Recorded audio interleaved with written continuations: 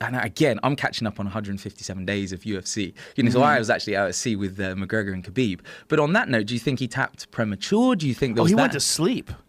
McGregor went to sleep. Oh, in that fight. Yeah, I thought you meant John Fish and Josh Berkman. Yeah, no. I mean, it was a neck crank, right? No, he did not tap premature. He did not defend it, though. Okay. Here's the deal. He was done. He was beaten down. Khabib fucked him up. Khabib smashed him. But there was a lot of people that don't train, and this was very frustrating to me. Okay. There was many people that don't train that think that was something that you shouldn't tap to. They're out of their fucking mind. Okay. That is what's called a fulcrum choke. That's okay. And it's not necessarily a choke, but it chokes you, but it really feels like your fucking head's gonna pop off. Right. What he's doing is he's wrapping around the face, and you don't have to even go under the jaw. You can get it on the chin, especially if you're as strong as Khabib.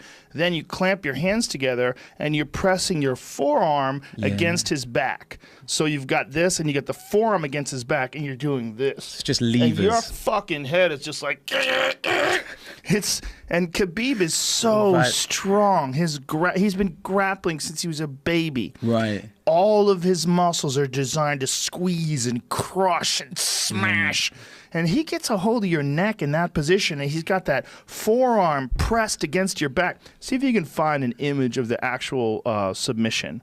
You could really clearly see what he's doing. Yeah. And then there was a video where Dean Lister and my friend Hans Molenkamp described it. I was pulling that up, and it's been taken off Instagram for some reason. That video? Yeah. The Hans Molenkamp Dean Lister video? Yeah, I don't know why. Maybe someone reposted it, and that link is gone, but yeah. Huh.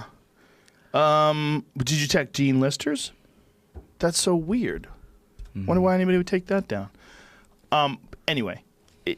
There's guys who could fuck your face up without even going under the neck. A good example, here's another good example. Just pull this up.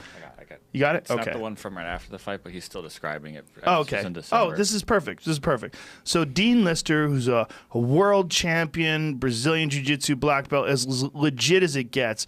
And this is my friend Hans Molenkamp. He's also a Brazilian Jiu-Jitsu black belt. And see, this is exactly what Khabib did. See how his forearm is pressed against the back and the arm is under the chin? See, the difference is what Dean is doing, he can't even help himself. He's immediately putting his hands on the arm that's choking him. That's what you're supposed to do. Now, if you look at what Conor did, Conor just waited until he couldn't take it anymore and tapped. Right. When you see Conor, both of his arms are down, he's getting his neck cranked, and he doesn't do this. Right. That's what you're supposed to do. You're supposed to do 2-on-1, and then you drop down. Like, look at this. See what he's doing there? He's tapping. But see where his left arm is? Okay, yeah. That left arm should not. You can't do that. See, that is a perfect example of the fulcrum choke. See how he's doing that? Pressing his forearm against the back, squeezing the head. It's a neck crank. It's a choke. There's a lot of shit going on there. It doesn't have to be under the chin. It could just be on your face, and you're going to get fucked up. So all those folks out there that were saying that it wasn't a choke need to go have someone apply that to them. And they need to start training jiu-jitsu and stop fucking talking about MMA submissions, because they don't... You're going to tap, bitch.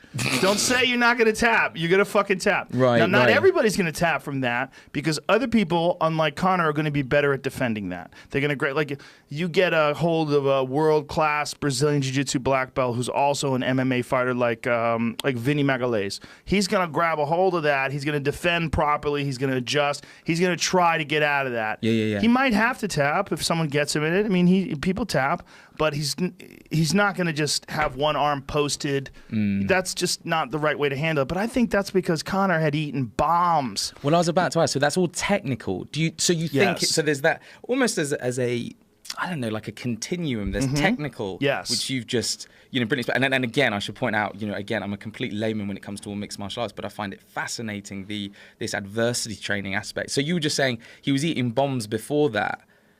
Would it have helped? That if he wasn't, do you know what I mean? Where does it cross over from being technical? It would help if he wasn't as tired. So, like, if that choke was applied during the first few seconds or minutes of the first round, I think he probably would have had a good chance to survive. Okay.